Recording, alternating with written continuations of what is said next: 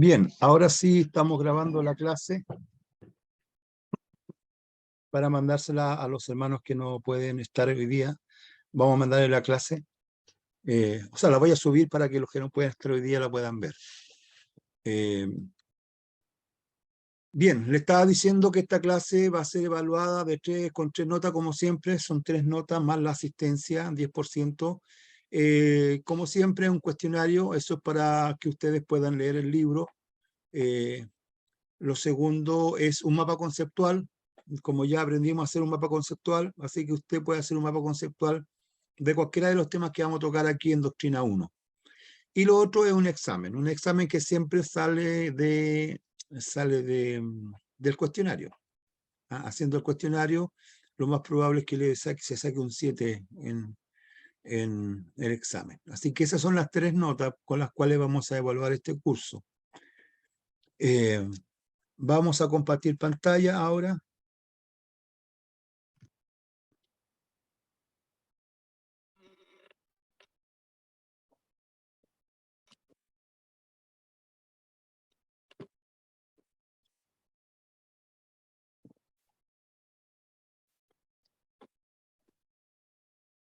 Bien, esto es Doctrina 1 y Doctrina 1 tiene que ver con poder dar una mirada a las doctrinas más importantes de la cristiandad.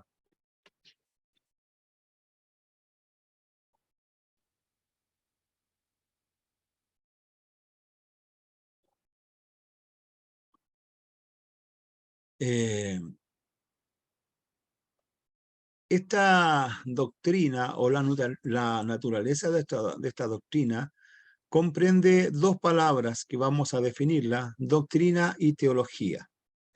¿Qué es lo que es doctrina? Doctrinas son verdades fundamentales de las Sagradas Escrituras ordenadas en forma sistemática. ¿Qué es lo que es teología? Tratado o discurso razonado con respecto a Dios. Entonces, la teología o doctrina se puede describir como la ciencia que trata de nuestro conocimiento de Dios y de las relaciones del Creador con el hombre.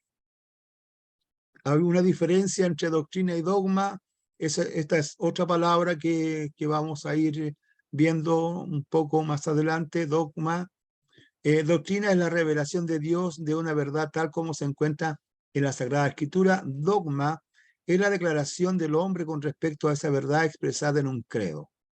Producto de las herejías que fueron saliendo o apareciendo desde el primer siglo, es que se tuvo que ir a los dogmas, a que los líderes de la iglesia declararan públicamente en qué se creía. Y así nacen entonces los dogmas que se expresan en un credo. Vamos a ver después más adelante qué es lo que es un credo. Es una declaración. El credo es una declaración acerca de la creencia que tiene una persona. El valor de la doctrina. Tener conocimiento doctrinal proporciona lo necesario para una exposición autorizada y sistemática de la verdad. Es importante conocer la doctrina para poder hablar de la doctrina. También el conocimiento de la doctrina es esencial para el desarrollo completo del carácter cristiano. Estudiando la doctrina, nosotros aprendemos a conocer la voluntad de Dios y aprendemos a conocer qué es lo que Dios quiere de nosotros y también cuál es el tipo de carácter que Dios quiere que haya en nosotros como hijos de Dios. Ahora, conocer la doctrina nos protege también del error. Tantos errores que han habido de la palabra de Dios, tantas personas que mal explican la palabra, o otros que no tienen conocimiento apropiado de la palabra, recurren a las alegorías, recurren a estos tipos de predicaciones alegóricas, en donde cada uno interpreta a su manera la palabra del Señor. Tendremos que decir claramente y específicamente que la Biblia en todas sus partes tiene una sola interpretación, pero cuando no hay conocimiento de la doctrina, la persona pueden hablar cualquier cosa que no se ajusta a la palabra del Señor. Entonces es importante conocer la doctrina para no caer en errores o no aceptar errores que muchas veces escuchamos nosotros en la iglesia o a las personas hablando acerca de Dios mismo. Y por supuesto, conocer la doctrina es necesario para este bagaje del maestro cristiano, es decir, del que quiere enseñar la palabra del Señor. Es importante conocer la doctrina, hermanos. ¿Cómo se puede clasificar la doctrina? La doctrina se puede clasificar en diferentes tipos de teologías. Por ejemplo, la teología exegética procura establecer el significado verdadero de las escrituras, ya que exégesis significa extraer. Entonces, lo que hace la exegética es ir a la palabra, a las palabras mismas. ¿Qué significaban las palabras en ese contexto? Entonces, exégesis es extraer la verdad del texto bíblico. Otro tipo de teología es la teología histórica, que investiga la historia del desarrollo de la interpretación doctrinal, encierra el estudio de la historia eclesiástica o de la iglesia misma. Entonces, esta teología estudia la historia de la iglesia, desde su inicio hasta el día de hoy, una historia bastante compleja. Tenemos también la teología bíblica, así también se puede clasificar la doctrina como teología bíblica. Sigue el proceso de la verdad a través de los diversos libros de la Biblia y describe la forma como esta o como cada uno de los escritores presenta las doctrinas importantes. Entonces es un estudio que se hace de la Biblia misma. Y por último está la teología sistemática, que es la que nosotros usamos. En este ramo de estudio, las enseñanzas bíblicas con respecto a Dios, al hombre, están organizadas por temas de acuerdo con un sistema definido.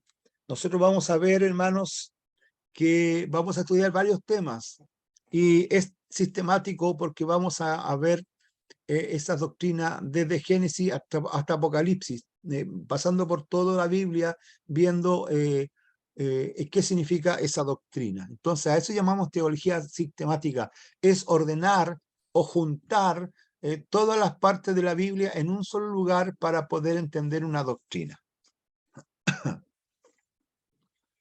¿Qué es lo que nosotros vamos a ver en esta clase? Vamos a ver sistema de doctrina. Por ejemplo, hoy día vamos a hablar acerca de la doctrina de las Sagradas Escrituras. ¿Qué nos enseña la Biblia? O cómo está compuesta la Biblia. Eso vamos a hablar hoy día. Y también la doctrina de Dios es otra doctrina.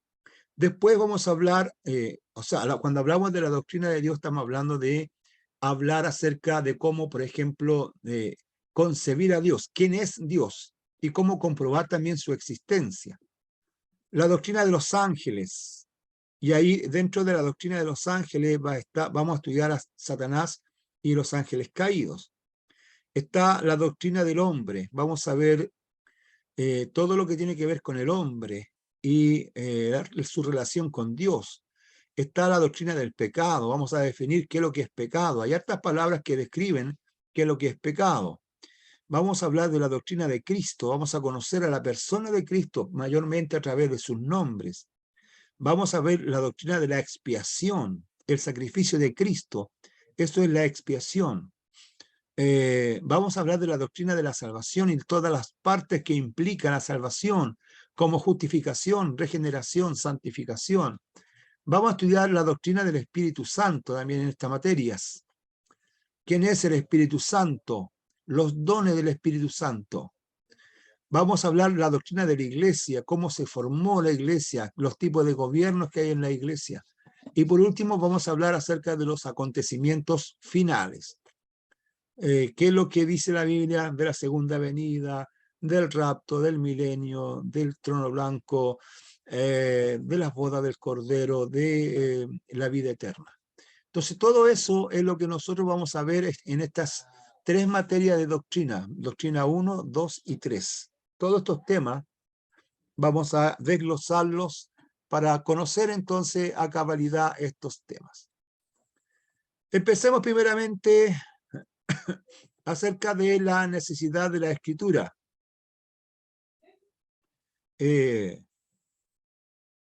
Dice la palabra del Señor: el cielo y la tierra pasarán, mas mis palabras no pasarán. Eso está en Mateo 24:35. En Isaías 48 dice: sécase la hierba, marchítase la flor, mas la palabra del Dios nuestro permanece para siempre. Entonces, la palabra de Dios es algo eterno. Se nos llegó a nosotros por medio de la revelación, pero es algo eterno. La palabra de Dios es algo eterno. Hay una necesidad de las escrituras. Tenemos nosotros que desear esa revelación, entender. Tenemos que esperar esa revelación de las escrituras. Y también, por supuesto, la escritura nosotros tenemos que expresarla en forma escrita para que pueda quedar para la posteridad. Tenemos que decir que las doctrinas del Nuevo Testamento, tal como fueron expuestas originalmente, son simples y se pueden definir con sencillez. Pero con el transcurso de los años, la Iglesia se vio confrontada con puntos de vista erróneos y defectuosos con respecto a doctrinas y se vio obligada entonces a cercarlas y protegerlas con definiciones. De este proceso de definiciones exacto y detallado surgen los credos. Entonces, como decíamos al principio, hermano, hubo que hacer buscar alguna forma de poder ir resguardando la sana doctrina de las herejías que fueron apareciendo a posterioridad. Por ejemplo, la herejía agnóstica. ¿Qué dicen los agnósticos? Ellos dicen que la materia es mala, por lo tanto Jesús, o el Hijo de Dios, no pudo encarnarse, ya que el Hijo de Dios como Dios es santo y la materia, el cuerpo es materia, es mala, está corrompida. Entonces ellos dicen que Jesús no vino en carne y sangre a este mundo, sino que lo que se veía cuando se miraba a Jesús era un espíritu. El tema está que a ese espíritu lo tocaban, comía, dormía, se cansaba, etcétera, etcétera, etcétera.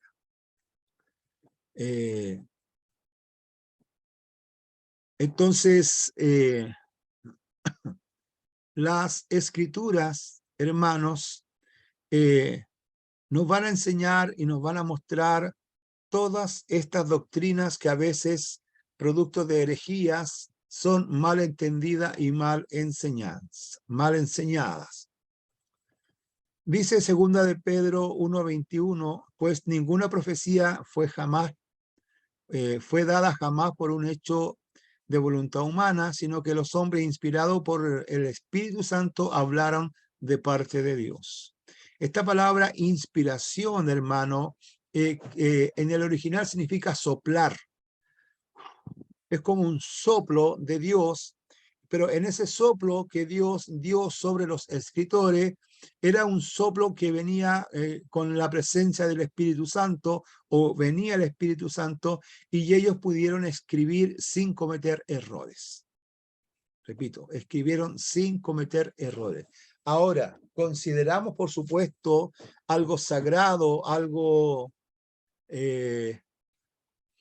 sobrenatural, la escritura que escribieron los escritores, los primeros escritores. Es decir, consideramos inspirado de Dios los escritos de Isaías, de Jeremías, de David, es decir, de aquellas personas que Dios utilizó, también de los apóstoles. Esas escrituras las consideramos nosotros inspiradas y de Dios, es decir, Dios intervino para que los hombres escribieran sin cometer errores. Y ahora dice, toda escritura es inspirada divinamente. Dios le imparte su hálito, declara el apóstol en 2 Timoteo 3:16. Toda escritura es inspirada por Dios y útil para enseñar, redarguir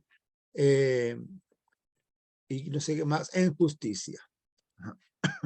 Entonces, nuestra fe y nuestra confianza, hermanos, es que la Biblia es, y eso es lo que tenemos nosotros que defender siempre, es palabra inspirada de Dios. Es decir, Dios sopló de su espíritu en los hombres, repito, para que estos se escriban sin cometer errores. El diccionario Webster define la palabra inspiración como la influencia sobrenatural del Espíritu de Dios ejercida sobre la mente del hombre, influencia que capacitó a los profetas, apóstoles y escritores sagrados para escribir la verdad divina sin mezcla de error. Entonces, esa es la forma, hermano, como llegó la escritura hasta nosotros. Es más, el mismo Señor manda, ¿no es cierto? En el caso, por ejemplo, de Jeremías, que él escribió la profecía, ¿no es cierto? Uno de los reyes que estaba con él, no recuerdo el nombre en este momento, cuando Jeremías le mandó la carta que contenía las palabras de Dios, la quemó. Y Dios le mandó y le dijo a Jeremías que tenía que escribirla nuevamente. ¿Ya? Entonces, toda escritura es inspirada por Dios. Dios motivó, Dios alentó a las personas que Él escogió para que escribieran la palabra del Señor. Entonces, inspiración es la manera. Aquí está un credo. Yo le decía, ¿no es cierto?, producto de las herejías que van apareciendo, que la iglesia saca, digamos, credos o declaraciones de fe. Entonces, este credo, usted lo puede leer ahí, dice, creo en un Dios, o creo en un solo Dios, Padre Todopoderoso, Creador del cielo y de la tierra, de todo lo visible y lo invisible. Creo en un solo Señor Jesucristo, Hijo único de Dios, nacido del Padre antes de todos los siglos.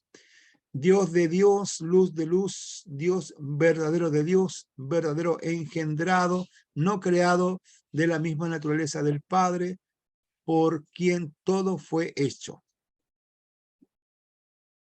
Que por nosotros los hombres y por nuestra salvación bajó del cielo y por la obra del Espíritu Santo se encarnó en María la Virgen y se hizo hombre.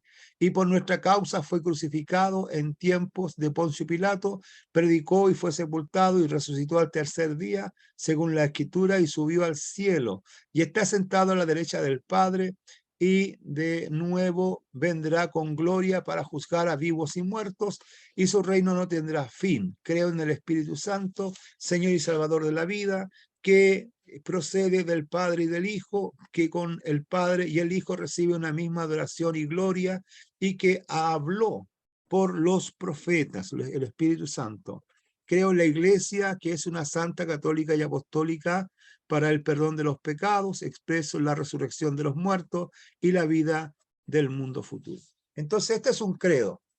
Esto está hecho para que la gente, digamos, tenga claro en qué estamos nosotros creyendo. Por eso habló de creer en Dios, después de creer en Jesucristo, después de creer en el Espíritu Santo y después de creer en la Iglesia.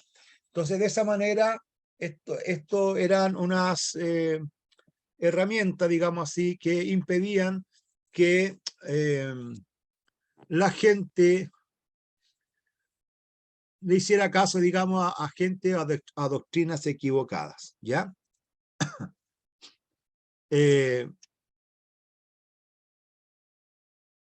oposición a ciertas teorías erróneas, es necesario sostener que la inspiración de las Sagradas Escrituras es. ¿Qué es lo que es esta inspiración divina y no meramente humana?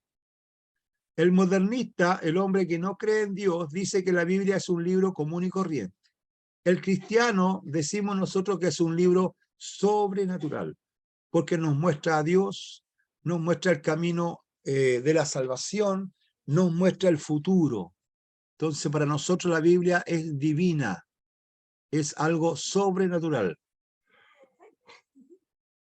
La Biblia también podemos decir que es única y no común, ya que ilumina, presenta iluminación para todos, pero inspiración para algunos. Es única y no común. Es decir, solamente los que aceptan al Señor Jesucristo como Señor y Salvador pueden llegar a tener un mejor y un mayor conocimiento de la palabra del Señor. La Biblia es viva y no mecánica. Es decir, no tiene una actitud pasiva la Biblia, todo lo contrario, en la Biblia hay una actitud colaborativa, es decir, uno puede apreciar en la Biblia estilos literarios distintos. Por ejemplo, Moisés escribió distinto de lo que escribió Isaías y de lo que escribió Juan, pero ahí con ellos estaba la presencia del Espíritu Santo. Entonces, no es que el hombre quedó en forma pasiva, no es que el hombre perdió su conciencia y escribió, no es que lo poseyó Dios y anuló su personalidad, no. Cada escritor escribió de acuerdo a su personalidad y de acuerdo a su perspectiva y de acuerdo también al contexto histórico en el que le tocó vivir. Y es así como Moisés escribió para poder formar una nación, para darle un reglamento a la nación. Entonces, a eso se llama a una actitud colaborativa. La Biblia tiene la cooperación del hombre como del Espíritu Santo. La Biblia también tiene otra característica, completa y no meramente parcial. Es decir, la Biblia es la palabra de Dios. Y aquí hay una cosa importante. Aquí tenemos puesto la Biblia contiene la palabra de Dios. Si nosotros decimos que la Biblia contiene la palabra de Dios, estamos diciendo que solamente ciertas partes de la Biblia pueden ser consideradas como palabra de Dios.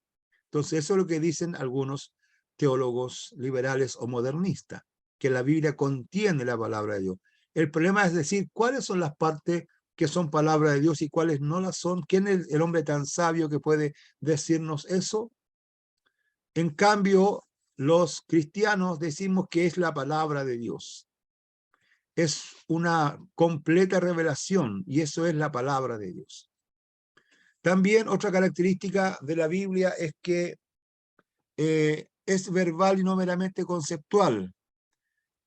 No hombres inspirados, sí palabras inspiradas. Revelación e inspiración. Entonces, ¿qué es lo que hizo el Espíritu Santo en las personas? Le fue colocando las palabras inspiradas de Dios para que fueran escribiendo, estimados hermanos y hermanas. Entonces, todas esas características nosotros las podemos ver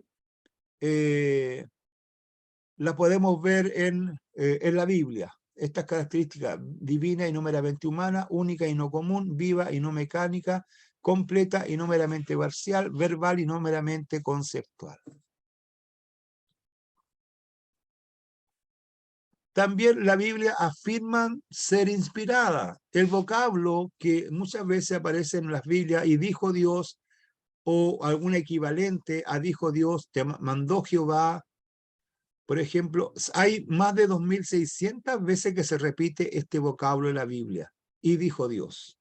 Más de 2.600 veces. Entonces, como para dejar claro, ¿no es cierto? Para dejar claro esto de que la Biblia es inspirada por Dios, que utilizó a los hombres para que escribieran, ¿no es cierto?, bajo la inspiración del Espíritu Santo, pero sin cometer errores.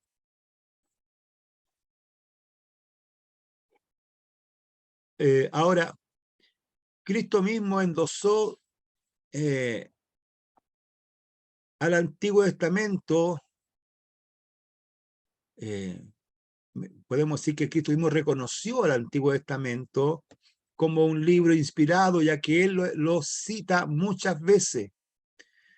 El Señor citó muchas veces a el Antiguo Testamento cuando él hablaba. De hecho, no tenemos que olvidarnos, hermanos, que cuando el Señor Jesús estuvo acá en la tierra, no existía el Nuevo Testamento.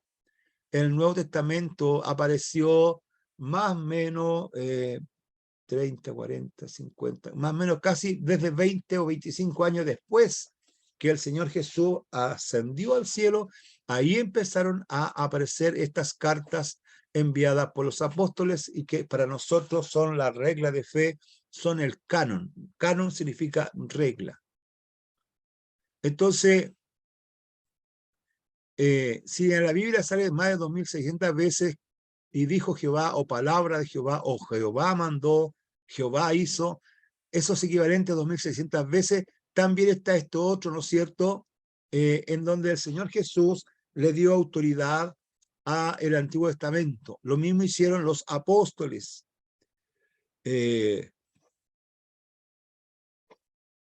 Los apóstoles también citaron el Antiguo Testamento y de esa manera le dan legalidad y le dan, por supuesto, validez al Antiguo Testamento. También, como también lo hicieron los apóstoles. Dice acá, reclama para sí el Nuevo Testamento una inspiración divina. En particular, o sea, está diciendo, es el Nuevo Testamento inspirado por Dios, igual como lo es la inspiración del Antiguo Testamento. Eso es lo que está preguntando. En particular, la inspiración de los evangelios está garantizada por la promesa de Cristo de que el Espíritu Santo traería a la memoria de los apóstoles todas las cosas que les le había enseñado y que el mismo Espíritu los guiaría a toda verdad. Entonces, con esta declaración también podemos decir que el Nuevo Testamento también es inspirado por Dios, ya que las palabras acá del Señor Jesucristo, ¿no es cierto?, de la ayuda del Espíritu Santo, eso hace entonces que el Nuevo Testamento también sea inspirado de parte de Dios. Entonces, tanto el Antiguo como el Nuevo Testamento, ahí hay una unidad, hermano. Entonces, la Biblia misma afirma ser inspirada, demuestran ser inspirada. A ver, déjeme ver una cosita, me adelanté una ahí. A ver, cuando hablamos de la veracidad de la Escritura, tenemos que decir que toda la Escritura tiene la apariencia de ser inspirada. Por ejemplo, su exactitud, ausencia total de absurdos que aparecen en otros libros sagrados. La Biblia es un libro exacto y no tiene metáforas ni fábulas que escapan a lo racional, digamos, a una comprensión natural. La Biblia es una unidad. Recordemos que la Biblia tiene un solo tema. ¿Cuál es el tema que tiene la Biblia, hermanos? ¿Quién se acuerda? La Biblia tiene un solo tema. ¿Cuál será? El Salvador, a Jesús. La redención del hombre. La redención del hombre. Bien, las dos respuestas fueron bien. La redención del hombre. Y ahí nosotros vemos, por ejemplo, el Antiguo Testamento es la preparación para la venida del Redentor del hombre. El Evangelio es la proclamación del Salvador del hombre. Las epístolas es la explicación de la obra del Redentor del hombre. Y el Apocalipsis es la consumación de la obra del Redentor. Entonces, en eso tiene unidad. Y recordemos, como creo que ya mencionamos, ¿no es cierto?, que la Biblia fue escrita en un espacio más o menos de 1500 años, más o menos por unos 40 escritores que vivieron en diferentes edades, que no se conocieron, pero aún así la Biblia tiene un solo tema, la redención del hombre. Entonces eso también es bastante sugestivo para poder decir, sí, la Biblia es un libro inspirado. Preguntamos aquí en esta apariencia de inspiración, ¿cuántos libros hay que justifiquen aún dos lecturas? Es decir, lo que estamos diciendo acá es que uno al leer la Biblia la puede leer 1, 2 y 100 veces y siempre va a encontrar algún tipo de riqueza, algún tipo de enseñanza para usted. No así los otros tipos de literatura del mundo.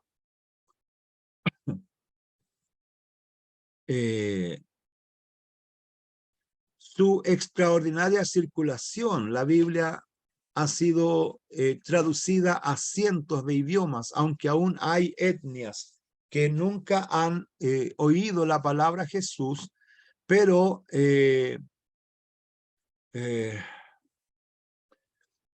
la Biblia es un libro de extraordinaria circulación. Hoy día está traducida a los idiomas más importantes de nuestro mundo. Pero aún así, amado hermano, digamos, encontramos nosotros detractores de la palabra del Señor. Hay una extraordinaria circulación. Varias personas quisieron destruir todas las Biblias, Hitler, ¿no es cierto?, Nerón, quisieron destruir todo lo que estaba escrito, pero obviamente Dios salvó, resguardó, digamos, la palabra escrita. Su actualidad es otra evidencia de que la escritura es inspirada por Dios, su actualidad. Esta Biblia fue escrita, como decíamos, dentro de 1500 años, en distintas culturas. Fue escrita en distintas culturas, pero aún así, amado hermano, y distintas culturas en diferentes años de la historia de la humanidad, y aún así es un libro actual. La gente de hoy día puede acudir a la Biblia buscando respuestas a su vida. También, por supuesto, habla de la inspiración de la Biblia, su extraordinaria preservación. Como decía, aunque la han querido destruir, pero allí la mano de Dios no ha permitido que eso suceda. También otra cosa bastante novedosa de la Biblia son las muchas profecías cumplidas. Y también hay muchas profecías también por cumplir, por supuesto. Entonces, todo eso nos da la apariencia a nosotros de que la Biblia es un libro inspirado, un libro que viene del Espíritu de Dios. Dios nos ayude. Tenemos que valorar entonces las Biblias que nosotros tenemos en nuestras casas. Por último, uno siente que son inspiradas. Las mismas palabras que hay en ellos son como revelaciones para nosotros. Y por supuesto, también la Biblia o las Escrituras demuestran ser inspiradas. La defensa intelectual de la Biblia tiene su sitio. El mejor argumento es el práctico. La Biblia ha influenciado civilizaciones, transformado vidas, traído luz, inspiración y consuelo a millones de seres, y su labor o trabajo continúa. Entonces la Biblia ha sido un libro muy, muy influyente en nuestras, digamos así, en la vida cristiana. Un libro muy, muy influyente. Opiniones, hermanos. ¿Qué opinan ustedes de la Biblia? Unas 3 opiniones. ¿Quién quiere hablar de esta inspiración de la Biblia? De esta permanencia, de esta exactitud. Diga. Yo, hermano Héctor, Diga. quería comentar algo. ¿Ya? Tengo entendido que la Biblia es el libro más vendido a nivel mundial, o sea, y más leído. También. Más Y más leído, quise decir. traducido. Sí. Y me parece súper interesante que yo creo que por lo menos por mi parte, a todas las personas que están en mi familia, yo le pregunto, ¿alguna vez ha visto una Biblia? Y todos me van a decir que sí. Entonces es como bien interesante que la gente tenga la opción de aprender más, pero como que la ceguera que tienen no les permite darse cuenta que la verdad está así a un paso. Claro. Eso. Gracias, hermana Denny. Denny No dice, comparten nada para los cabros. hermano José, tiene su micrófono abierto. ¿Quiere opinar acerca de la Biblia? Sí, sí, Lo escuchamos, hermano. sí. Que está retando a mi hijo que tiene que tomar 11. Ah, sí. Estoy hablando. Profesor, Diga. bueno, buenas noches. Lo que pasa Buenas es noches. que, como lo decía usted, bueno, como lo dice la Biblia, toda escritura es dada por inspiración de Dios y útil para doctrina, para derruir, para corregir, para instrucción en justicia, ¿verdad? Ajá. Ya, lo que pasa es que mientras lo escuchaba, quisiera como, no sé, quizás más adelante, a lo mejor, que me quedara claro lo que es la diferencia entre la revelación y la inspiración, Ya. ya, porque se supone que la escritura ya fue inspirada por Dios, ¿verdad? Útil para corregir, como lo dijimos, eh, porque muchas veces uno escucha, digamos, a los predicadores y uno da gloria a Dios por eso cuando dicen, Dios me reveló. Eh, entonces eso como que de repente no me ha quedado claro ese punto de la revelación y la inspiración, profesor. Ya. Mire, son tres palabras en realidad. ¿Ah? Revelación, inspiración e iluminación. Revelación es cuando el hombre sabe algo que Dios se lo mostró sin tener el hombre capacidad de poder saber las cosas. Por ejemplo, Moisés escribió el origen del mundo, cómo aparece el mundo, Génesis 1, Génesis 2 y Génesis 3. Moisés no estuvo cuando Dios creaba el mundo, no estuvo en la caída no estuvo en la caída del hombre tampoco. Entonces, suponemos que Dios le reveló ese conocimiento. Revelar es que el hombre sabe algo que Dios le revela porque él no tiene suficiente capacidad para entender o para descubrir eso. Entonces, revelar es dar a conocer algo que sabe solamente Dios, pero que nos lo da a conocer a nosotros. Revelar es entregarnos un conocimiento, digámoslo así, es entregarnos un conocimiento, eso es revelar. Inspirar es cuando usted, o mejor dicho, el Señor inspiró a los escritores de la Biblia para que escribieran sin cometer error. Eso es inspirar, escribir sin cometer error. ¿Ya? Y la iluminación es cuando el Señor nos da el significado de una palabra, que un significado en la cual nosotros a lo mejor no teníamos un conocimiento, como la historia que yo les conté tiempo atrás, cuando abrí la Biblia y me salió en Ezequiel, donde hablaba de los utensilios del templo, y la palabra que el Señor quería que se predicara era la santidad.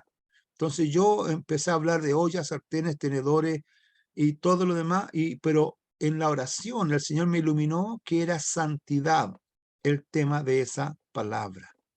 Entonces eso es iluminación. Y la iluminación la podemos tener todos nosotros. De repente a Dios, a todos nosotros nos puede iluminar para entender un mensaje de la Escritura. Entonces, repito, revelar es cuando Dios nos da un conocimiento que nosotros por sí solos no podíamos conseguir. Inspirar es cuando yo escribo, estoy hablando en relación a la Biblia, inspirar es cuando yo escribo lo que escribieron la Biblia sin cometer errores. Por eso decimos que los autógrafos, es decir, lo que escribió Pablo, lo que escribió Pedro, lo que escribió Juan, etcétera, esos no tienen errores. Lo que escribió el apóstol. Ahora, acuérdese usted que desde que, por ejemplo, desde que Pedro escribió, sus epístolas, o Pablo escribió sus epístolas, pasaron casi 1500 años, en donde en esos 1500 años se hicieron copia de lo que escribió Pedro, y esa copia se echó a perder por el transcurso de los años, y se hizo otra copia, y luego otra copia, y otra copia, y otra copia. O sea, lo que tenemos nosotros hoy día en nuestra Biblia es una copia de la copia, de la copia, de la copia, de la copia, de la copia, hasta que llegó la imprenta, y cuando Gutenberg inventa la imprenta, el primer libro en imprimir es la Biblia. Y ahí ya podemos decir que quedó la palabra ya más estática. Entonces, lo que sí puede suceder, hermanos, es que en la Biblia hayan pequeñas diferencias en cuanto a un número, en cuanto a una coma, en cuanto a una palabra, porque son errores de copistas. Porque, como le digo yo, lo que llegó a Gutenberg era una copia de la copia de la copia de la copia de la copia de la copia. ¿Ya? Entonces, eso, lo que escribió el apóstol, lo que escribió el profeta, eso es palabra inspirada. ¿Ya? Y ahí tenemos entonces revelación, cuando Dios nos da un conocimiento que por sí solo no podíamos obtener; iluminación, cuando escribimos algo sin cometer error; y la iluminación es cuando entendemos la palabra. Hermano, ¿Sí? bueno, es Dios el que primeramente se revela al hombre, Claro. ¿cierto? Estaba oculto. A nosotros nos pasó eso, porque Dios a nosotros estaba oculto, pero Él se revela, ¿cierto? Y nos hace entender las cosas. Porque para los judíos dicen que ahí en el Nuevo dice que para ellos todavía eso está oculto. Cuando ellos leen, ¿cierto? La revelación divina. Iluminación también uno lee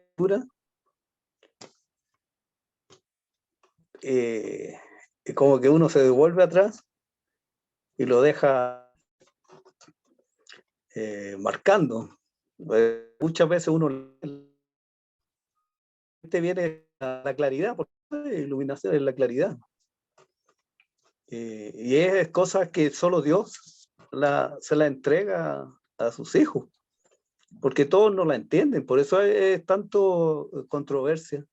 Ellos la tienen como un simple libro, pero al final que revela a quien quiere, se la da a entender. A nosotros él se lo reveló a nosotros para darnos a entender todas las cosas. Eso yo encuentro fascinante, la revelación de Dios, porque Sí. si no, todavía seríamos uno más de los que no creímos. Claro. Pero Él se reveló. Él se reveló, sí. Sí, pues el Pablo dice que Dios se reveló a través de la creación. Ahí está la primera revelación de Dios. Si existe creación, debe existir un creador.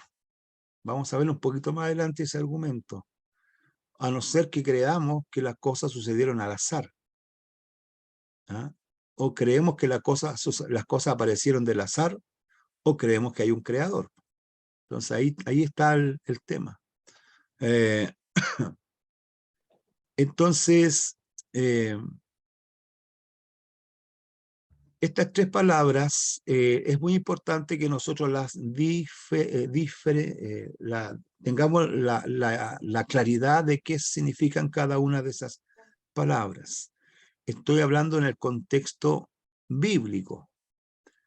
Revelar es lo que, por ejemplo, Moisés recibió acerca de cómo se creó el mundo. Y eso fue una revelación, porque Moisés no tenía cómo saber cómo Dios creó el mundo, pero Dios se lo reveló.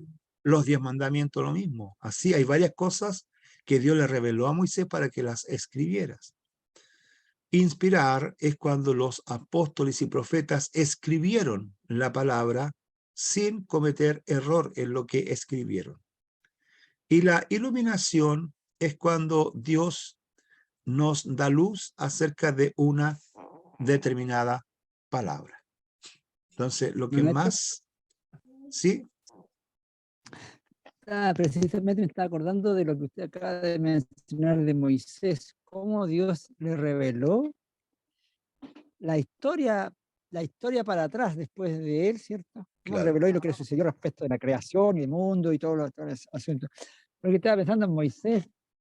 Moisés, ¿cierto? Fue puesto en un canastillo siendo bebé y llegó y fue criado en Egipto. O sea, no tenía absoluta idea de lo que pasó con el pueblo de Israel, ya en donde supuestamente los israelitas que quedaron, ¿cierto? Después de Moisés fue tirado al río, viviendo su vida normal. Pero en cambio Moisés fue criado en Egipto, no tenía absolutamente, por eso es sorprendente lo que usted acaba de decir, cómo Dios le reveló a Moisés, si Moisés no tenía, prácticamente fue un bebé, un niño recién nacido, tirado al río y no tenía idea realmente de dónde, por qué estaba en Egipto, ¿cierto? Y fue criado y educado bajo la influencia de la cultura egipcia. Sí, que eso es tremendamente certero lo que se acaba de decir, cómo Dios le reveló a Moisés las cosas que él hizo anteriormente a él, partiendo desde antes de Abraham y de Adán. Eso quería engrandecer en lo que es la Sí. revelación. Otra cosa que me gusta del tema, tanto de lo que decía nuestro hermano, yo creo que de cierto modo debemos sentirnos privilegiados de lo que Dios, bueno, reveló a los profetas y reveló a los patriarcas, y cómo también a nosotros nos ha inspirado, nos ha iluminado por la palabra para que creamos en ella. Y dejemos de lado todas aquellas cosas que son humanas o escritas humanamente. Yo hacía la diferencia del tiempo que estuve trabajando en la iglesia ortodoxa, me daba cuenta de la ignorancia que había en esos cristianos, porque dicen de cristianos, ¿cierto? Porque son de la línea cristiana católica de Oriente. Y los veía yo besar los íconos. Y yo pensaba, ese qué ridículo, es más grande. Tirándole besitos, saludándolo, inclinándose a ellos. Y muchas veces me llamaba la atención, decía, esta gente no tiene la revelación, no tiene la inspiración, no tiene la iluminación para que entiendan de que están haciendo algo tan fuera de la palabra, fuera de la Biblia. Ya, porque esto el Señor lo escribió la palabra y sabemos nosotros lo que significa venerar imágenes, venerar ídolos, sabemos lo que significa nosotros. ¿Ya? Claro. Y cómo ellos no tendrán la iluminación, ¿cierto? De que siquiera sus líderes le aclaren de que eso no es de Dios, ¿ya? Por eso nosotros debemos sentirnos tal vez privilegiados de haber sido llamados, iluminados, tal vez inspirados a aceptar el mensaje de Jesucristo en la realidad, no de manera tan superficial como ellos lo hacen. Por eso debo sentirme agradecido en realidad de lo que Dios nos ha revelado a todos, nos ha entregado la palabra del Señor, ¿ya? Amén. Y no estar en ese error, Exacto. ¿cierto? Gracias, hermano Víctor. Eso Muy es. bien. Gracias por su reflexión. Sí, amados, el Señor, hay un versículo que a mí me gusta mucho, el versículo en esto de la revelación, el versículo de Hebreos 1:1. Dios, habiendo hablado muchas veces y de muchas maneras en otro tiempo a los padres por los profetas, dice el ahora, en estos postreros días nos ha hablado por el Hijo. Es decir, por eso es que Juan llama verbo o palabra a Jesús, porque el Señor Dios lo que hace es revelarse en la persona de Jesús. Entonces, por eso dice Hebreo que en estos postreros, y mire, dice en estos postreros días, es decir, los últimos días empiezan con Jesús. Ojo con eso. Dice en estos postreros días. En otra versión dice en estos últimos días. Nos ha hablado por su Hijo. ¿Y quién es el Hijo? Jesús. Entonces, Dios ha revelado a través de su palabra, ¿no es cierto?, todos estos años, estos milenios, pero la revelación final de Dios está en Jesucristo. Si bien es cierto, Dios se revela a través de la creación y también de la palabra, pero donde más vemos nosotros que hay una revelación de Dios es en la persona del Hijo de Dios. Ahora, en cuanto a la palabra, hermano, hay una cosa bastante interesante. Yo les decía al principio que la palabra en la Biblia, en todas sus partes, tiene una sola interpretación. ¿A qué me refiero con esto? Es que, por ejemplo, si yo voy a interpretar la parábola del trigo y la cizaña, la parábola del trigo y la cizaña me habla de los últimos tiempos. Yo que soy chileno, debo interpretar la parábola así, pues, lo que va a suceder en los últimos tiempos. Un hermano en China debe interpretarla de la misma manera. Los últimos acontecimientos del hombre en el mundo. Entonces, lo que quiero decir es que todos debieran interpretar de la misma manera la parábola en todas partes del mundo. Debieran todos interpretarla de la misma manera. El problema está cuando no hay un conocimiento un poco más acabado en que cada uno la interpreta a su manera. Y ahí es donde caemos nosotros en las interpretaciones alegóricas. Y interpretaciones alegóricas podemos encontrar tantas como tantos cristianos hay en la tierra. Porque cada uno puede interpretar a su manera cuando no tiene el conocimiento de la palabra del Señor. Por ejemplo, yo cuando no tenía estudio, leía esa parte de Hebreos que dice, teniendo alrededor nuestra tan grande nube de testigos. Entonces, el que no ha estudiado la carta a los Hebreos en forma un poco más profunda, y dice, ¿y quién es la nube de testigos? Porque dice, teniendo alrededor nuestra tan grande nube de testigos. Entonces ahí empezamos, ¿y quién es la nube de testigos que está a nuestro alrededor? Entonces decimos, la nube de testigos son mis vecinos. La nube de testigos son mis hermanos. La nube de testigos es la gente del mundo que me está mirando. Entonces, esa es una interpretación alegórica, porque ¿qué dice la Biblia? El contexto. ¿Quién es la nube de testigos? Son todas las personas que están mencionadas en Hebreos 11, a los que llamamos héroes de la fe.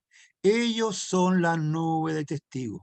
Pero yo la predicaba, hermanos, tenemos una nube de testigos, por lo tanto nuestra conducta debe ser la mejor, dar ejemplo, bla, bla, bla, bla, y hablaba de la nube de testigos que eran todas las personas que me rodeaban. No, pues, eso no es lo que me está enseñando la palabra. Lo que me está enseñando la palabra es que todos ellos, los del capítulo 11, llegaron a la meta. Todos ellos murieron creyendo en Dios. Llegaron a la meta, murieron creyendo en Dios. Esa es la meta. A ellos se les fue dada promesa. Ellos murieron y todavía no les llegó su promesa. A Abraham se le prometió una ciudad celestial y él no vio. A Abraham se le prometió tierra, una nación grande de sus hijos, no la vio. Pero él murió creyendo. Entonces, ¿qué me enseña esa parte de la palabra? Que yo, igual como Abraham y Jefté y Sansón y todos los que se menciona ahí, debo proseguir la carrera hasta llegar a la meta. Eso es la interpretación de la nube de testigos, los que están en el capítulo 11. Contexto, eso se llama contexto. Pero no que son mis amigos, mis vecinos, no, nada que ver, nada que ver. Entonces, así como yo interpretaba mal esa parte de la palabra, puede haber un hermanito en Bolivia, en Perú, en Uruguay, en la China, que dice, bueno, ¿quién será la nube testigo, hermano? La nube testigo deben ser mis hijos. No, puede ser que la nube testigo sea mis compañeros de trabajo. Y empezamos a interpretar a nuestra manera. Eso se llama interpretar alegóricamente. Y de eso es de lo que más a veces nosotros encontramos en la iglesia, interpretar alegóricamente la palabra del Señor, siendo que tiene una sola interpretación para todos. Si vamos a la parábola del sembrador, ¿de qué me habla la parábola del sembrador? Me habla de que cuando uno siembra la palabra, caen distintas personas y la reacción de esas personas a la palabra es distinta también. ¿Se acuerda que hicimos un ensayo de eso? De las reacciones de las personas ante la palabra. Entonces, de eso habla la parábola del sembrador, de la reacción de las personas ante la predicación de la palabra. Esa es la verdadera interpretación. ¿A eso se le podría llamar herejía o no? No, herejía tiene que ver cuando yo cambio una doctrina. A eso más o menos viene a ser como una herejía, cuando yo enseño una doctrina equivocadamente. Aquí estamos hablando de interpretar la palabra, ¿ya? Le damos diferente interpretación a la palabra. Y eso es lo que tenemos que evitar. Por eso le digo, la parábola del sembrador, así como la predicamos nosotros, que ya tenemos un poquito de conocimiento, reacciones de las personas ante la predicación de la palabra, así debiera enseñarse y predicarse en todas partes del mundo. Pero eso es lo que no ocurre. Y cada uno le da su propia interpretación. Una vez fui a una conferencia de pastores y fue un hermano a exponer algo de esto. Y dijo, David, cuando fue a matar a Goliat, dice la palabra que fue al río y tomó 5 piedrecitas y la echó en su bolsito, y se fue a ver a Goliat. Entonces, y preguntamos, ¿y qué representan las 5 piedritas? Entonces uno dirá, hermano, las 5 piedritas de las que David recogió son los 5 ministerios. Y otro va a decir, hermano, son 5 dones. Y otro va a decir, hermano, son 5 ángeles que ayudaron a David.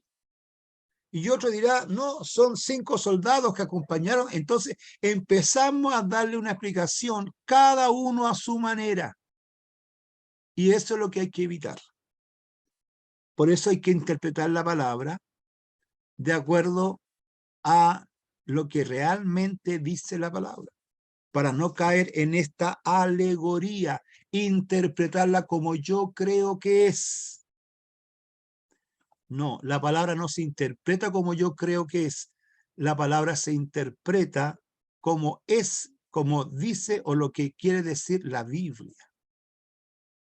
Entonces, por eso es bueno que ustedes estén aquí estudiando para poder salir de estos errores, salir de las interpretaciones alegóricas, que yo creo que puede ser esto, yo creo que no. La Biblia misma nos da la interpretación adecuada. Dios nos ayude, amados hermanos. Entonces tratemos por todos los medios nosotros siempre de interpretar correctamente la palabra y no haciendo predicaciones alegóricas. Porque como le decía, interpretación alegórica vamos a encontrar tantas como tantos millones de cristianos hay en el mundo. Usted va a una iglesia y la interpretan de una manera y va a otra iglesia y la interpretan de otra manera.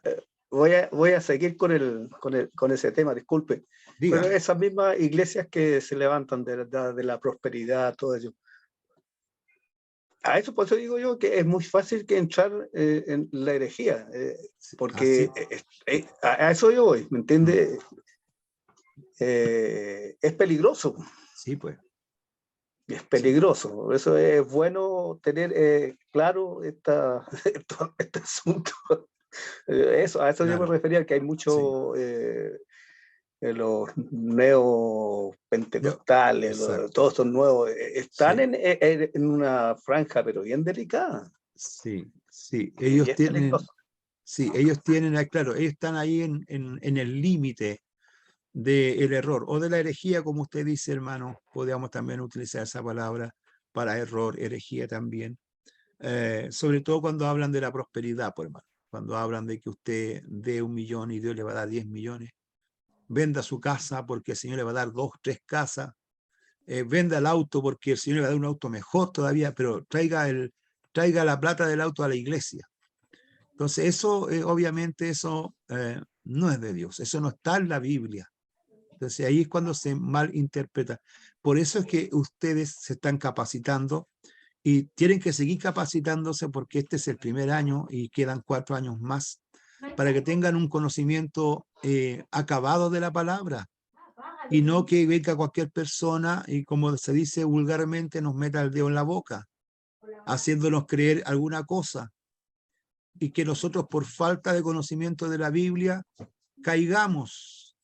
Hermanos, con pena uno ve de repente, yo he visto pastores de corporaciones que son seducidos por los apóstoles y dejan su corporación que lleva años y se van tras las huellas de un apóstol, y uno los ve ahora como están esas personas y como están lo mismo.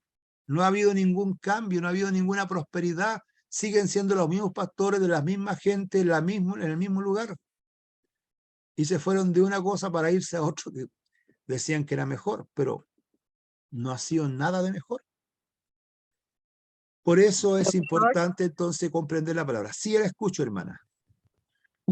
Yo creo que la iglesia evangélica igual se hace mucho lo que dice usted, que saca mucho de contexto la Biblia, demasiado diría yo. Sí. Obviamente no todo, pero hay un gran porcentaje. Y yo pensaba, por ejemplo, los judíos estudian tanto, pero nosotros prácticamente no estudiamos casi nunca. Sí. Y es algo que le falta mucho a la iglesia. De hecho, yo siempre escuché que la teología era mala y ahora me doy cuenta que es todo lo contrario. Claro. Sí, pues. Exacto. El famoso tema, la letra mata. ¿Ah? Ahí, claramente, ahí hay un verso o un texto sacado de contexto. No tiene nada que ver la letra mata con que uno estudie la palabra del Señor. Nada que ver. Cuando dice ahí la letra mata en 2 de Corintios, está hablando acerca del pacto de Moisés. A ese pacto se le llama el pacto de la letra, porque fue escrito. Y se le compara con el pacto del Espíritu, que es el pacto de Jesucristo. Entonces, tras la observancia del pacto de Moisés, nadie puede salvarse. Por eso Pablo dice la letra mata. El pacto de Moisés, nadie podía salvarse por medio del pacto de Moisés, porque la exigencia que Dios coloca ahí, que es la exigencia de Dios, es demasiado alta para el hombre pecador. Entonces, por eso es que nosotros necesitamos que alguien nos rescate, que alguien nos salve, porque producto de la ley de Dios, nosotros vamos directo a la condenación. No había forma como nosotros poder salvarnos. Por eso era necesario que viniese Jesús y hiciera un sacrificio de expiación por todos nosotros. Él fue el sacrificio perfecto, dice la carta a los Hebreos. Un solo sacrificio, pero por la persona que lo hizo, este Dios hecho hombre, este Dios, este ser con 2 naturalezas, la unión hipostática, la parte humana y la parte divina.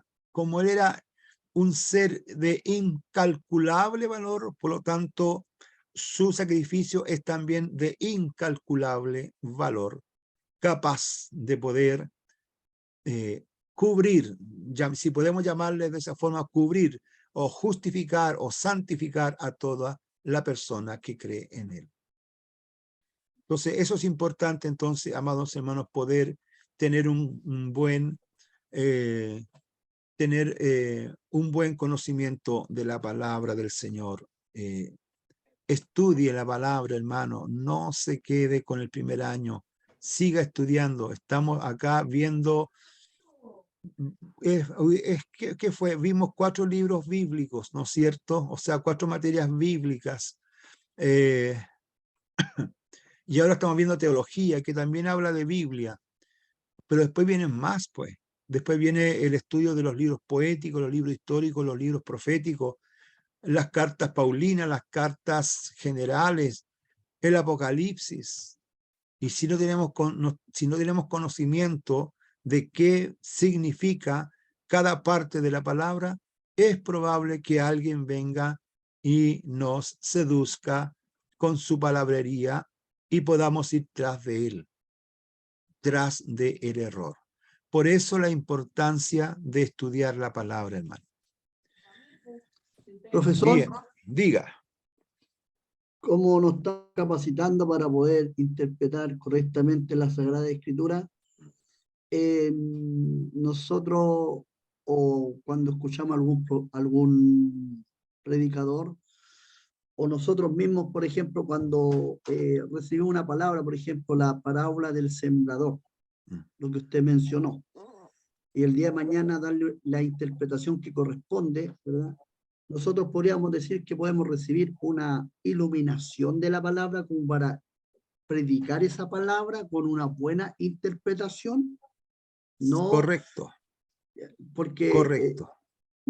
porque uno ha escuchado muchas veces que dicen los predicadores, algunos dicen recibí una revelación, una inspiración, pero ya la inspiración ya está dada por Dios, Claro, porque entonces debiera ser una iluminación, o sea, Dios me exacto, iluminó esta parábola para yo exacto, poderla dar una buena interpretación, hablando del exacto, contexto y de lo que estamos aprendiendo.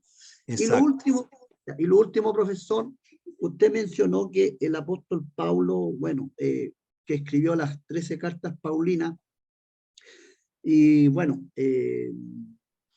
nosotros podemos encontrar alguna Biblia como cercana al texto que, porque hablamos, yo lo que le escuchaba adelante, que imagínense que los copistas, ¿cierto? Los copistas empezaban a escribir, entonces transcurrieron 1500 años hasta nuestra actualidad. La pregunta es, ¿existe alguna Biblia que, no sé si me entiende, me explico bien, profesor? Sí, ¿Alguna Biblia que esté con el texto así? O sea, esto es lo que escribió el apóstol Pablo, pues, así como está, con las comas, con el punto, con la coma, etc. ¿O no existe eso? mire, es muy difícil decirle cuál Biblia es la mejor. En general, amado hermano, todas las Biblias tienen lo mismo. Todas las Biblias tienen lo mismo. Nosotros estamos acostumbrados a utilizar la Reina Valera, ¿ya? La Reina Valera, desde que se escribió, de Casidoro Reina, Luciano Valera, desde ese tiempo ha tenido revisiones. Existió la Biblia, la primera Biblia que existió fue la del oso, y después han venido otras revisiones. Así que la Biblia que tenemos nosotros, hermanos, en realidad están muy bien traducidas, porque la han traducido desde los idiomas originales, es decir, desde el hebreo en el caso del Antiguo Testamento y del griego en el caso del Nuevo. Entonces, la Biblia que usted tiene es una muy buena Biblia si usted usa la Reina Valera, ¿ya?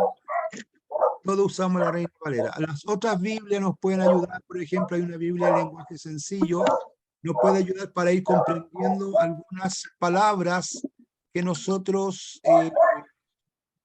no entendemos. Entonces, por eso nos ayuda, digamos, una Biblia de Hay un lenguaje micrófono sencillo. prendido, no se escucha bien, profesor. Sí, eso iba a decir yo, que hay un perrito que ladra mucho. Ya, ahí parece que pasó, ya se tranquilizó el perrito. Sí, entonces nuestra Biblia, como le digo yo, es bastante buena. No se enfrasque de decir si hay una Biblia mejor que otra, no. La Reina Valera es una muy, muy buena Biblia, hermanos. ¿Ya?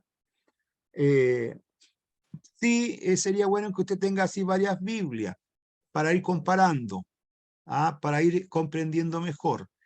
Recuerde que los títulos que tiene nuestra Biblia no son inspirados, los títulos, porque cuando la Biblia se escribió, no tenía títulos no tenía capítulos y no tenía versículos.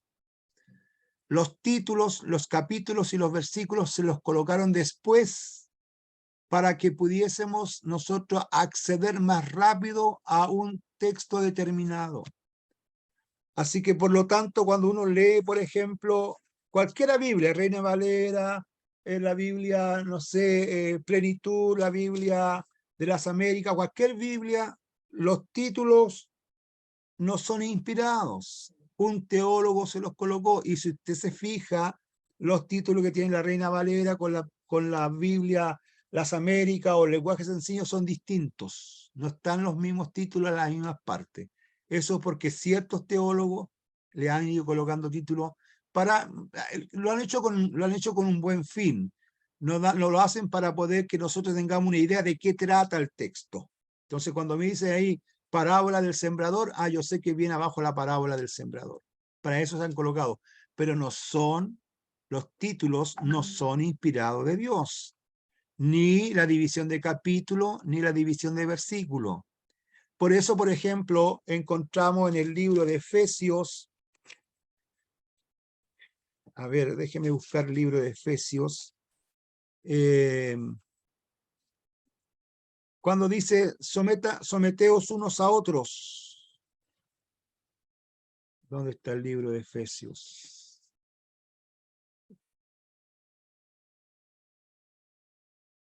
Déjeme buscar aquí el ejemplo. Y así como este ejemplo, hay muchos ejemplos. ¿Dónde estaba? Timoteo 5:21. Mateo, ¿no era de Efesios? Yo andaba buscando Efesios. Efesios 5:21. Ya, ve, mira, aquí en la Reina, no, yo tengo esta es la Plenitud, la Reina Valera tiene lo mismo. Aquí dice, la palabra, el título que sale en el 5:15 dice, andad en sabiduría. Y aquí dice, someteos unos a otros en el temor de Dios. Y ahí viene otro título. Y viene ahora maridos, o sea, habla del matrimonio de Cristo y la iglesia. Las casadas estén sujetas a su propio marido, como el Señor, etcétera, etcétera. Naturalmente, este versículo 21 debiera estar junto con el 22, porque habla de sometimiento. Y después menciona que la mujer se someta al hombre y el hombre ame a la mujer. Entonces, ahí ya hay un error de título. El título tenía que haber empezado en el 21, porque de ahí empieza el tema del sometimiento. Entonces, por eso es importante que usted lea, primero que todo, lea varias versiones, tenga varias versiones de la Biblia y de esa forma vaya comparando, hermano, porque todas las Biblias no tienen las mismas divisiones. Bien. ¿Alguna otra duda, consulta? Es interesante el tema de las escrituras. Las mismas escrituras dicen que son inspiradas de Dios, más de... Hermano, ¿Sí? hermano, yo quiero, digamos, hablar digamos, de que es viva, la palabra Amén. es viva, primeramente en dos términos, digo, una, porque cuando yo partí en el Evangelio, nuevecito, ves que llegaba a la iglesia, ya siempre la palabra era como que justo era para mí. O sea, yo muchas veces decía, fui al culto y la palabra era para mí. No sé si habrá sido para otra más, pero era exacto. O sea, justo dentro de los primeros inicios míos, nos invitaron a una iglesia donde había mucha música, casi era un baile. Y en eso después al otro día voy a la iglesia que estaba congregándome yo, y ahí el pastor dice, hay muchos que se van a divertir en la iglesia porque... Entonces era como que precisamente me estaba hablando a mí, pues, o sea, ¿qué andaba ahí haciendo en otra parte? ¿Ya? Ese es un tema de que siempre uno va con alguna aflicción y siempre la palabra uno lo toca. Y lo otro que lo he mencionado muchas veces, yo soy muy malo para leer, ¿ya? O sea, me ha costado mucho, tenía dislexia, me ha costado mucho para leer, pero siempre cuando he leído la Biblia, ya siempre la leo, pero a veces no me recuerdo después lo que leí, ¿ya? Pero el punto está en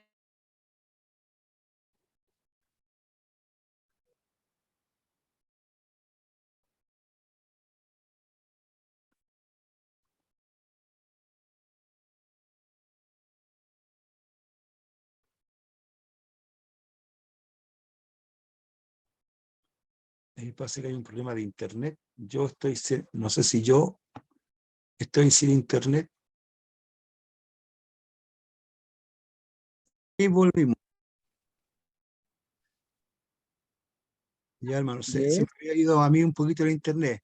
Disculpe. ahí, pues. Ya, en la segunda parte, hermano, por favor, si es que los otros escucharon.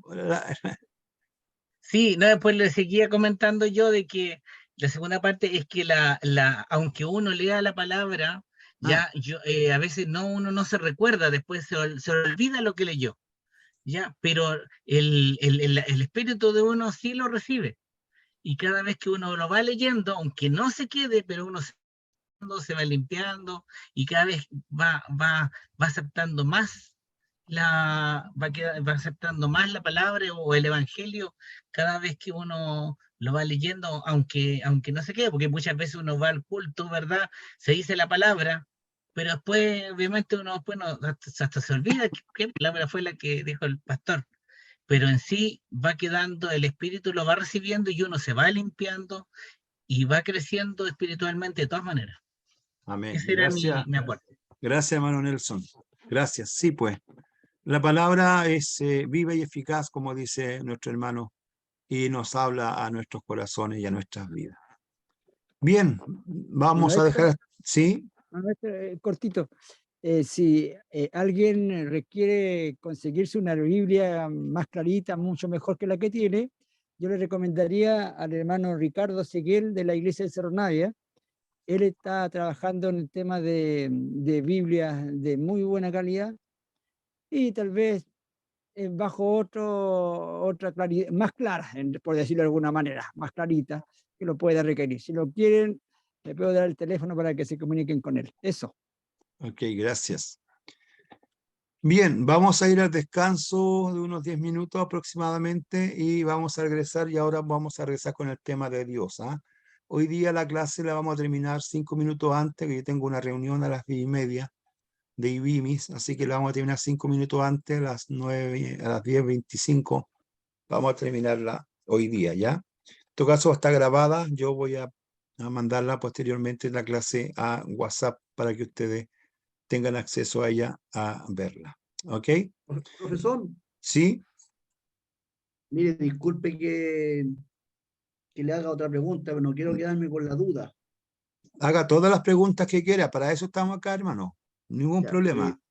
en cuanto a la enseñanza que estamos recibiendo, yo uso la Biblia Vida Plena, pero es de estudio. Sí. La pregunta es la siguiente. Esos estudios, digamos, son obviamente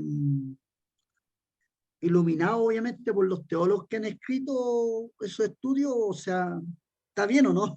Esa es la pregunta. Sí, sí, las Biblias de estudio, hay hartas Biblias de estudio, y lo que pasa con la Biblia de estudio es que justamente traen estudios, y esos estudios las hacen teólogos. Ahora, recordemos, por eso es que es bueno comparar un estudio con otro estudio, para ver si comparten la misma visión. Los estudios no son inspirados por Dios. Lo que es inspirado por Dios es la palabra de Dios. Los estudios que vienen adicionales abajo y todo lo demás que ya mencionamos, eso no es inspirado. Así que puede ser que una persona de su punto de vista referente, volvamos a decir de la parábola del sembrador, y otro de otro punto de vista, ¿ya? Entonces, por eso es importante comparar Biblias para ver si 2 o 3 están de acuerdo en una misma interpretación, y esa sería como la interpretación que pudiese ser firme, digamos, ¿ya? Pero el estudio que aparece abajo de las Biblias, en nuestras Biblias, no es palabra inspirada. Lo que es inspirado es el texto bíblico. O sea ¿Ya? que, profesor, como decía el hermano Esteban, por ejemplo, una solución, ¿no puede haber en esos estudios, digamos, una herejía entonces? Es que pasa por tantas revisiones que es difícil que haya una herejía a mano en nuestras Biblias. Muy, muy difícil. Porque no es solamente que una persona, estas son sociedades bíblicas. Entonces pasan por muchas revisiones. Entonces lo más probable es que el comentario que ponga ahí o el estudio que ponga ahí sea certero. Pero yo le digo, para estar más seguro, siempre compare ese comentario o esa Biblia con otro comentario en otra Biblia o en otro estudio, para estar más seguro. Eso es lo que estoy diciéndole, ¿ya? Gracias, Pero, gracias, profesor. lo que sí le digo, lo que es inspirado es el texto bíblico, no el estudio, ¿ya? Puede que de repente hayan diferencias ahí. Gracias, profesor. Bien, vamos al descanso entonces 10 minutos y volvemos con nuestro Dios.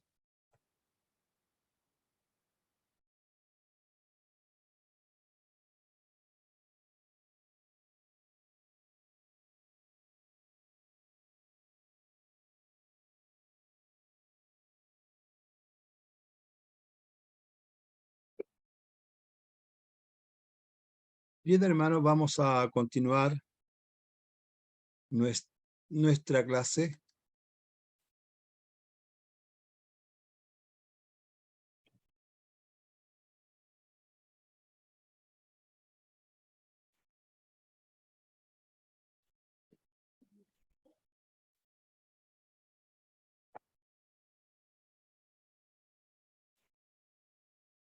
Vamos a hablar ahora de Dios.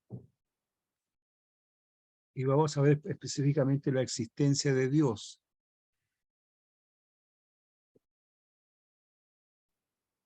Vivimos en un universo cuya inmensidad presume un poderoso hacedor y cuya belleza, designio y orden señala la presencia de un sabio legislador. Pero, ¿quién hizo al hacedor? Podemos remontarnos en el tiempo basado del efecto a la causa, pero no podemos continuar retrocediendo para siempre sin admitir un ser eterno. Ese ser eterno es Dios, la causa y manantial de todo lo que existe. Una de las cosas que a nosotros nos cuesta entender es esto de la eternidad, porque nosotros somos finitos, tenemos un principio, por lo tanto nos cuesta entender de que exista un ser que sea infinito, que no tenga principio ni fin. Pero todas las evidencias nos dicen que tiene que existir ese Dios. Si nosotros pensamos como, creo que no sé si con ustedes reflexionamos, si uno piensa que nosotros vivimos en el sistema solar, somos uno de los planetas del sistema solar, y que ese sistema solar está dentro de una galaxia llamada Vía Láctea. Y el sistema solar es un punto dentro de la Vía Láctea. Imagínense, el sistema solar, donde está la Tierra, es un punto en la Vía Láctea. Y así como nuestra galaxia, que se llama Vía Láctea, hay miles de millones de otras galaxias. La ciencia nos dice que hay millones de galaxias como la nuestra. Imagínese usted a un ser capaz de crear tal inmensidad en el universo. Por supuesto que vuelvo a repetir que nosotros, por ser finitos, ser criatura, no alcanzamos a dimensionar la grandeza del universo y por ende la grandeza del creador del universo. Porque nosotros comprendemos, de acuerdo a la palabra del Señor, que Dios es el creador.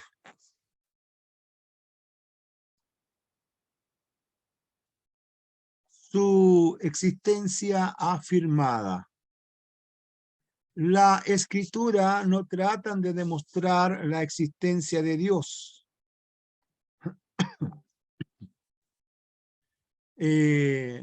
Los escritores dan por sentada la existencia de Dios.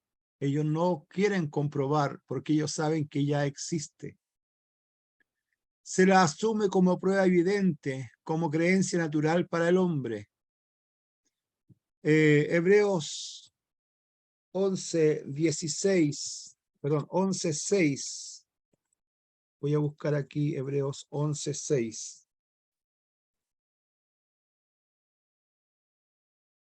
Pero sin fe es imposible agradar a Dios, porque es necesario que el que se acerca a Dios crea que le hay y que es galardonador de los que le buscan. Sin fe es imposible agradar a Dios. Por lo tanto, una de las partes importantes de todo cristiano es tener fe de la creencia y certeza de la existencia de este Dios tan grande, tan inmenso. Sin fe es imposible agradar a Dios. Por supuesto que tenemos la contraparte, pues. La contraparte son los ateos.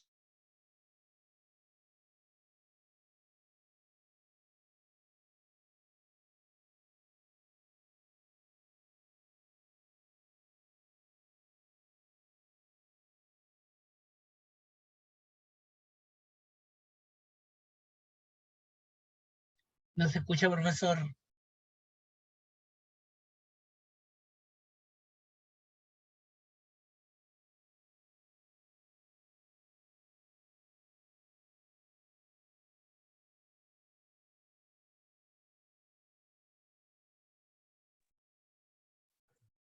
Si me puede levantar la mano si me escuchan o no. Ah, me están escuchando. Ah, Ahora recién. ok. Pensé que no me estaban escuchando ya. Ok, Hay interferencia. ya. Los ateos, como decíamos, no creen en Dios, pues.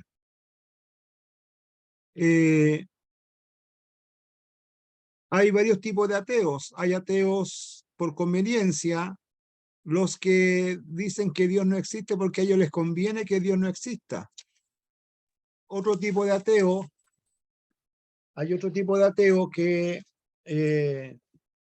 es el ateo ya más inteligente o el ateo más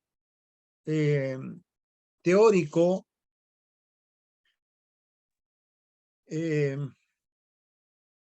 trata de buscar argumentos para demostrar que Dios no existe. Y el Salmo 14:1 dice el necio en su corazón, no hay Dios.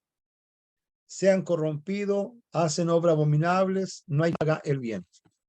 Eso es lo que dice la Biblia acerca del ateo, que es un necio, porque dice que no hay Dios. ¿Cómo podemos demostrar nosotros la existencia de Dios?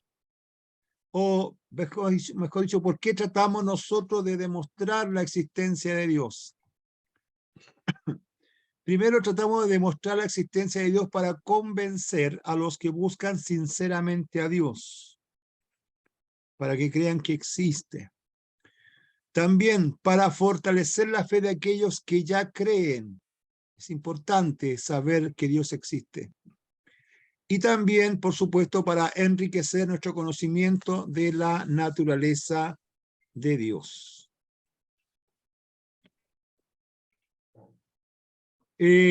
Vamos a ver nosotros 5 argumentos que nos hablan acerca de que Dios existe. Vamos a ver el argumento cosmológico que nos habla de la causa y efecto, es decir, si hay un efecto, si existe algo, tiene que haber una causa. A no ser, como dije al principio, que creamos que apareció de repente por la casualidad, que también sería irracional eso. Entonces, argumento cosmológico, la creación. El argumento teleológico que nos habla del diseño, hay diseño en toda nuestra creación. El argumento antropológico que habla de la naturaleza del hombre. El argumento histórico que nos habla de la providencia que rige los destinos del mundo. y el consenso unánime de la creencia universal de que Dios, o sea, todos creen, o la mayoría cree, acerca de un ser superior. Esos argumentos son los que vamos a ver, hermanos.